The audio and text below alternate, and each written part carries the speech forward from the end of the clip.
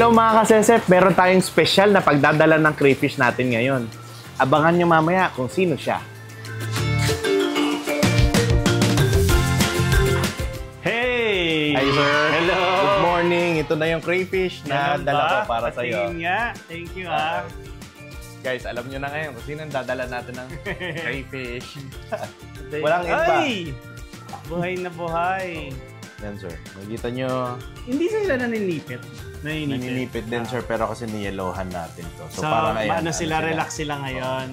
So mabagal ang galaw pag nilalamig. Pero mamaya, pag binanlawan mo... Parang tao to ah. Oo sir, pag malamig, medyo naninigas sila. So pag ano to, pag binanlawan mo, ang mangyayari dyan... Bibilis ang kilos. Masisipit ka na, minsan kahit matagal sa... Masakit sila manipit?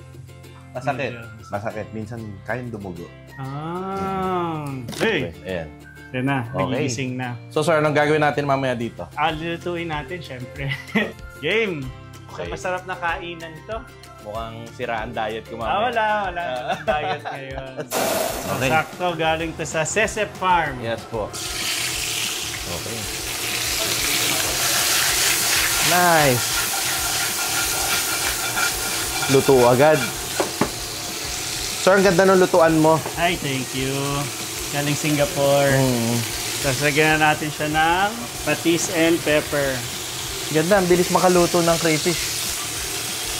Kasi sa farm, medyo natatagalan kami magluto ng mga ganitong size ng crayfish. Medyo makapal kasi yung shell niya. Pero nakita ko, ang bilis oh. Orange agad. Doggy, ali. Baka matalsik. Ayun na, yung ano sir, pag nagaling sa yelo, hindi sila nagtatanggal ng sipit masyado. Kasi kumbaga, may defense mechanism sila, natatanggal nila ng sipit.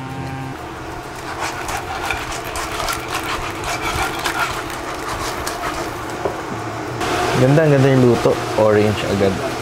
Mas matagal sila sir iluto kaysa sa hipon tsaka sugpo eh. Kasi mas makapal. Balat.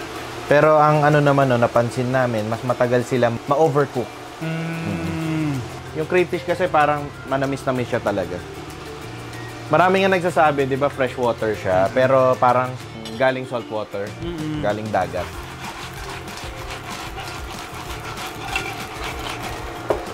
Konti pa yung malalaki ngayon. Oo, sir. Sa stocks, kaya kong i-promise sa'yo mga 10 to 20 kilos per week pa lang. Kaso sumasabay si Convi.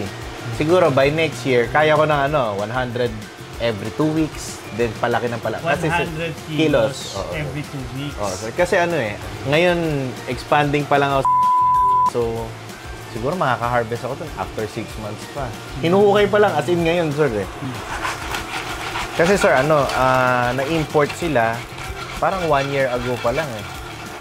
Yung ganitong quality. So, pinaparami pa lang talaga. Kailangan ka talaga maraming mag-farm, ano? Oo, sir. Kung ang sinasabi ko nga sa mga customers ko, pag nag-farm sila, parang good as sold na rin yung crayfish nila. Inaalagaan pa lang nila. Kasi kung ayaw nilang problema sa marketing, pwede nilang benta sa akin. Ganda mahilig din ako magluto, sir. Kaya na-appreciate ko yung lutuan. Ito, sir, puro meal to. So, ang crayfish, parang parang crabs. Magkaiba yung lalaki at babae. So, yung lalaki, mas meaty siya, mas ma-meat, mas malalaki. Yung babae, may aligi rin. Kaso dahil nasa propagation stage tayo, yung mga babae, konti lang yung niluluto natin. Gagayahin ko nga minsan. Pwede na to. Tinatanong ng mga viewers na dito, or saan daw bibili yung mga crayfish? Sa Sesep Farm. Siya yung caretaker ng mga crayfish. Marvin's chili oil. Bang!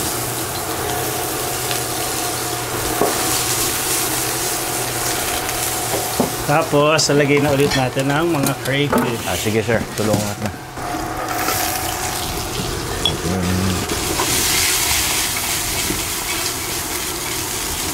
Yung imported nating crayfish, sir, mapapansin niyo parang sila, bluish. Ang saya. Marami pa sir, may maluluto pa tayo mamaya. Okay, sige, wag sana okay na to. Okay na.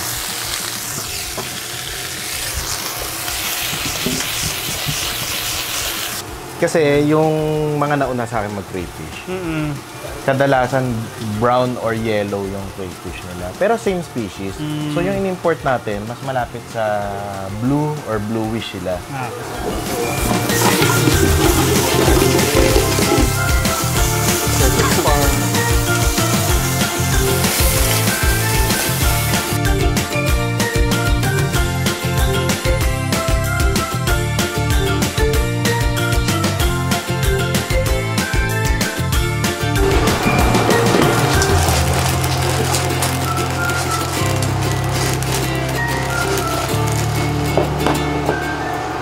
Para siyang ulam, ano?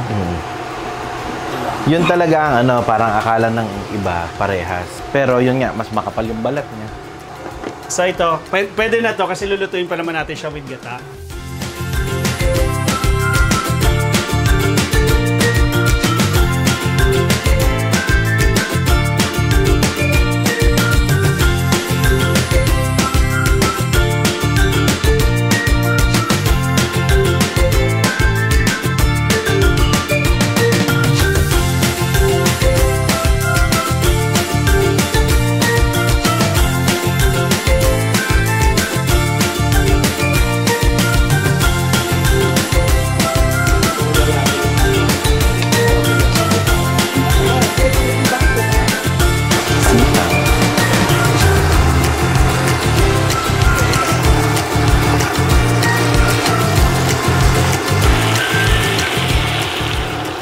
Grabe, gamit nating gata, ano yung Galing Bulacan din yan. freshly squeezed.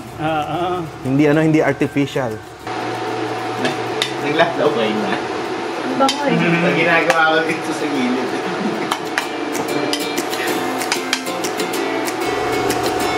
Tagal ko na hindi gumamit ng totoo.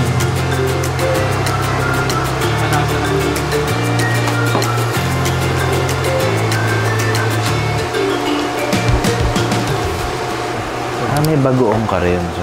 Konti lang.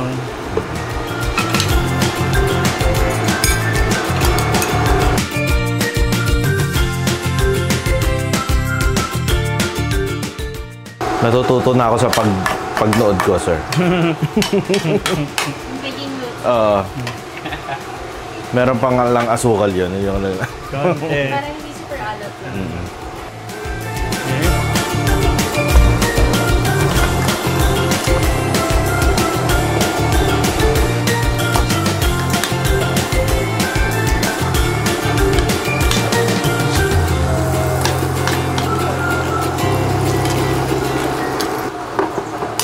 Buti, sakto lang nilagay natin, sir.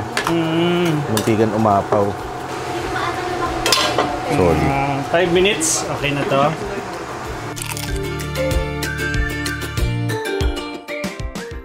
Okay, tapos ito lutuin natin as halabos.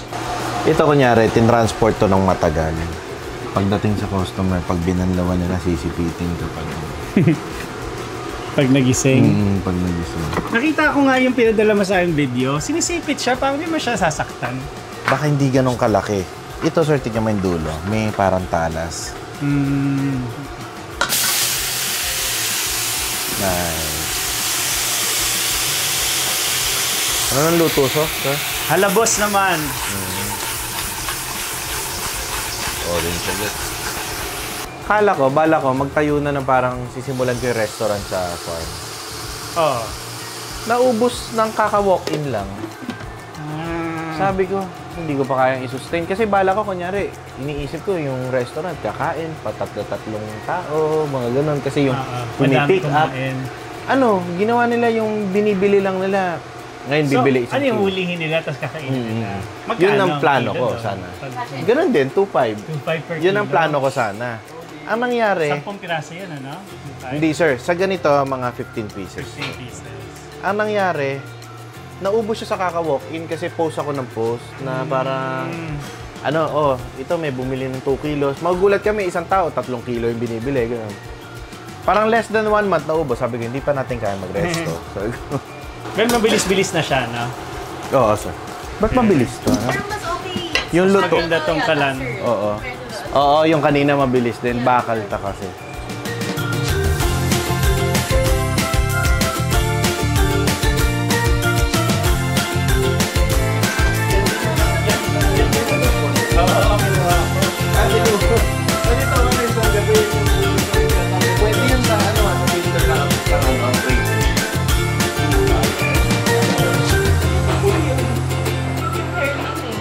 halabos na crayfish and basil. Okay, so, sumosyal ulit ang halabos. Sumosyal.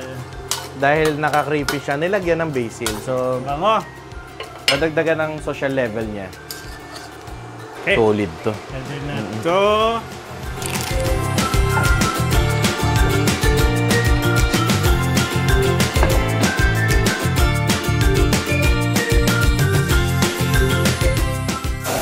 Ito na yung pinakahihintay natin sa cooking show or cooking time. Tikiman. Titikman na natin ang luto. Ang nag-iisa ang Marvin Agustin. Next. Anong unang titikman natin? Ikaw, Ito sir. siguro, no? Sige, Kasi sir. pinaka-light yung lasa. Okay. Sige, sir. So, tuturuan natin si sir paano magbukas ng crayfish natin. So, hawakan mo, sir, yung ulo, hawakan mo ng buo. Okay. So, hawakan natin ng buo, then iikot mo titwist mo yung buntot. Pati yung sir, pati yung paa niya. So, dapat maging ganito siya. Sama mo yung paa, sir. Yan. Ayan. Uy, ang ganda, oh. May alige. Uy! Ano to, babae to? Pag ito? Lalaki, sir. Lalaki. So, ito, gawin mo, naka-letter U. Tapos kakrack mo. Tanggalin ko to, no? Kakrack mo to, sir. Kakrack hanggang sa... Kakrack Yan, ko. pag ganyan, sir. Tapos, paano? Crack. Kakrack. Medyo matigas lang kasi malalaki, sir, yung dala natin. Ayun. Okay, pag nag-crack, Nag-crack na siya. okay, din harap mo to. Pagbukas mo nito, Parang bubuksan mo yun. makukuha mo yung buong buo. Ayan. Ayan. Buong buo, guys. Ayan, si sir, buong buo rin. Ang ganda. Ang laki. Game na, sir. Tikman na natin. Isang subo lang. 1, 2, 3. Ha? Okay. Nauna ako. Excited na ako, guys. Nice! Di ba, sir? Simpleng-simple yung luto mo. Sarap. Sa pinaka-simple muna tayo. Pero may sariling lasa na yung... Ang sarap. Ang sarap. Teka lang, ito merong Yung alige. Nakakain ba yon? Yes, sir. Yung mga ito. Hindi ka naman high blood, sir. Baka Sabi ngayon nila. pa lang. Sabi... Ako kinukuko ko lang, guys. Pwede pa lang kukuhin. Ay, Lasang... kuko. Hindi. Lasang talangka. Or alimasag. Kaya, maraming nagsasabi, sir, parang nakakatikim ka ng lobster, shrimp, tsaka crabs. Sarap. Sarap. Next. Next. Ako na nagsabi ng next eh. Gusto ko nang tikman yung susunod. Ito. Okay. Ito. Ako, sir, ito favorite ko. Tawag ko nga, lutong tamad. Lutong Yan, sir, tamad. sa'yo yung malaki. Ito yung luto ni Sesep. So, ganun ulit. Hawakan ng ulo. I-twist. Then, pagka-twist, naka-letter U dun. Tapos, Tapos, ayun. pagka-crack.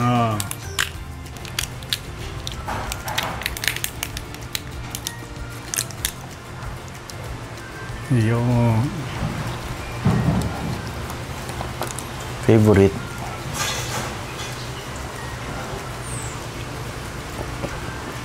Bang! Sarap. Naghalo yung tamis ng crayfish, yung alat. Ang sarap. Gutom na kayo, guys. So, ito naman yun. Okay, sir. Ito. Magsa-serving spoon. Kasi kasama yung gulay. Ayan. Ano ba ang maganda? Ito, kanin ko ito sa akin. Sige, sir. Sige, ito sa akin.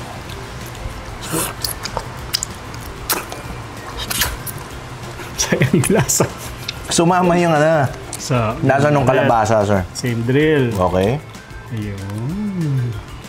Ang sarap. Tapos, Crack. pitin. Ayun. Ano na ako? Expert na ako Oo nga, sir. Pwede ka na sumali sa crayfish eating contest. Paramihan, Ayun, no? Maganda itong nakuha ko. Panglaban to. Top 10. 10 rin yung kinuha natin yun, sir. Hindi ko na, Ayan.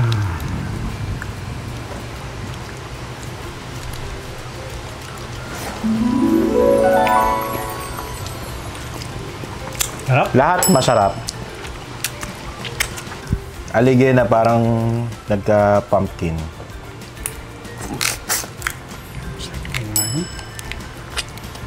Sarap. Solid. Thank you, Lord. Nice! Ang sarap ng laman sa loob. Taba-taba. Yung malalaki, sir, may laman yung sipit niyan. Kakagatin yung bagang. Ganun. Kaya sa bagang. Buo sana. Ay, oo nga. Parang may hipon. Ito. Opo. Nabuksan ko to. So, nakakain ako ng ganito sa Amerika, sa New Orleans. Pero yun kasi, parang sinisip-sip mo lang yung shell. Maliliit Wala kasi. laman yung loob. Yun yung ang tawag doon, sir, sa species nun ay So, ito kagat. red swamp crayfish or red swamp crawfish. Ay, So, mas maliliit sila. pasok nila ako. Natusok. Pwede ba Medyo. kunyari sa restaurant may taga-kagat? Baka mas masarap yun, sir. Ikaw rin pipili nung taga-bukas na kakagat. Laman ng sipit. Signature ng Tagoro line. Ayun. Ay, ang galing. Buo. Durog yun sa'yo, sir. Kailangan mo pa ng practice. Next level ng pagbubukas yun. Durog. Pwede gunting eh. Gunting. Puro sugat na ako. Gunting na manipis. Okay. Ang sarap. So ano, sir? Compare mo dun sa natikman mo sa US. Oo, syempre. Ang sarap ng luto na to. Kasi luto natin. Luto natin. Yung sa Amerika, wala ka nang kinakain eh. Shell na lang at yung lasa yung flavor ng luto. Pero ito, my God. Yun yung dahilan, sir, kaya ito yung... Kasi medyo parehas lang sila ng pag-aalaga ng species na yun. Tapos ano to, Taguro. Line yung variety, Saan nga sir. galing yung Taguro? Australian red claw crayfish Hindi, siya. hindi ba Sa akin, mo? sir, Oh, sa- ano yan? Di ba character saan? Oh, sir, sa Ghost Fighter. Ghost So, kasi Fighter. mabilis nung lumaki and malalaki yung sipit niya. Nakita niyo naman. Para nainggit din ako. So, Oo, tikman na. nainggit din ako. So, malalaki yung sipit niya. So, kaya natin pinangalanan na lahat ng crayfish na galing sa chef's farm, yung kalidad, ay Tagoro line. Malaki, Yung sarili mabilis. mong line yun. Malaki, mabilis lumaki. And kita mo naman, sir, hindi tayo mapapahiya sa quality ng meat. Oo.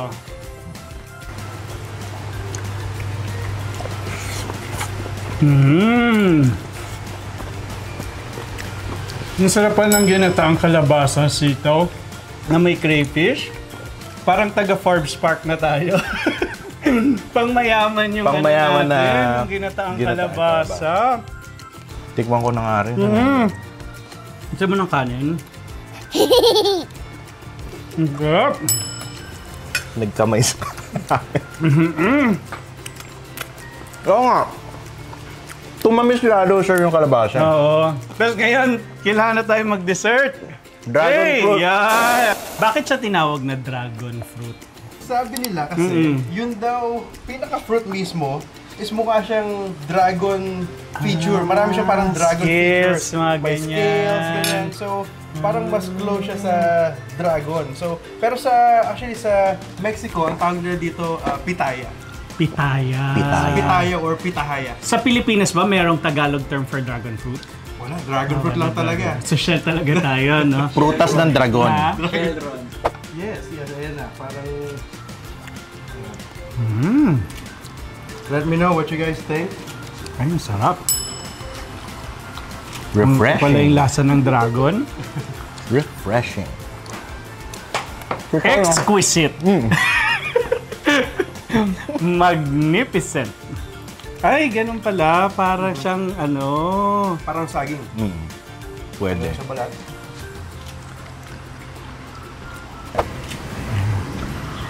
May dragon fruit. One bite.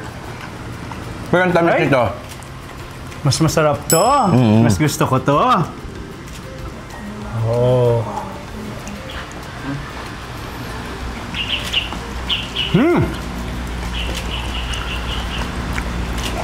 Ang sarap din siya. Para yung tamis niya, hindi ganun kasing tamis nung the last time, no? ibang flavor profile naman. Oo, yung California matamis, no? Tama ba? California 'yon, no? Rumi. Saan to naman galing? This variety is from Malaysia. Malaysia naman to. Okay. Ito natin sa MJ. Napansin ko, mas malagkit ng konti ito. Malagkit ang Thailand. Parang. Uy, masarap, no? Ang common na sabi ng tao is may cherry, Oo, tama. Okay, tama ka. Tama. Tama ka. may berry flavor siya. Kaya ang pangalan ng variety na to is called Beauty Berry. Saan to galing naman? This one is also from California din. California. This is mostly used for ornamental dahil kakaiba yung puno niya. Matamis din. Tamis din ba? Matamis din. Guys, salamat sa pagbisita, Kevin and Sep. Salamat. Next time, sana pabisitahin niyo naman ako sa Syempre, farm niyo, sir. ha? Welcome. Oo, yan. Thank you guys. Thanks for watching. Okay, kain ulit. Pabanan, Kain. pabaliktad. Kasi tinikman lang natin kanina, di ba?